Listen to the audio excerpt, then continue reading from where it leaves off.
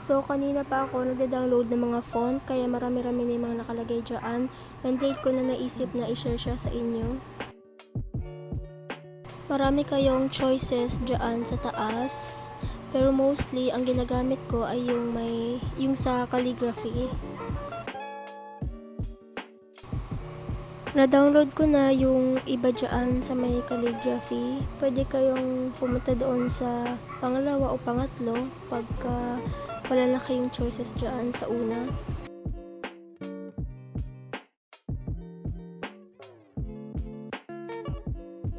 Kung tapos na kayong mag-download, ay pindutin nyo lang yung nasa taas, yung mga download complete, or kung saan nyo man pwede makita yung mga dinownload nyo. And i-install nyo siya, pero kailangan nyo ng Paano na application. Ganyan yung itsura niya, guys. Yung Paano, kasi dyan nyo i-download yung mga font na dinownload nyo. Kasi syempre dyan tayo mag-type o gagawa ng ating cover photo or channel art.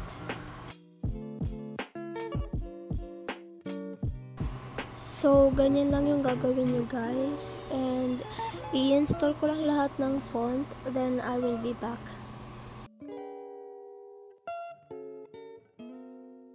So, ayan yung sukat dapat ng picture na ilalagay natin sa channel art.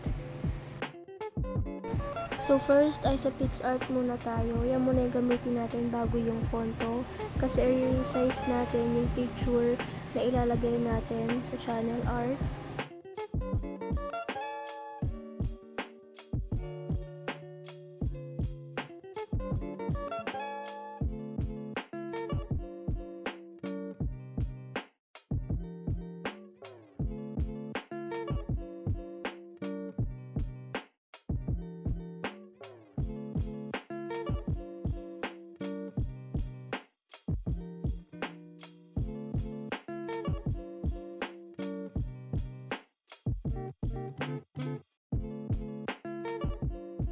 Pagka-save natin ng picture, ay pumunta na tayo sa fonto para maglagay ng text doon sa picture.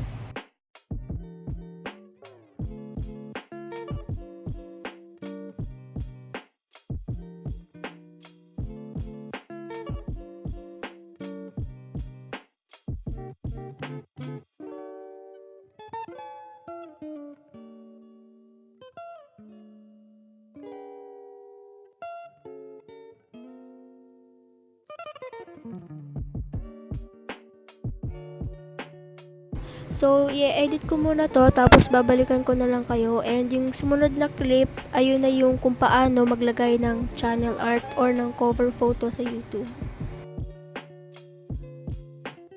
Sa Chrome tayo pupunta, guys, and then i-search nyo yung youtube.com, tapos kailangan nyo mag-sign in doon. I-sign in nyo yung YouTube account nyo.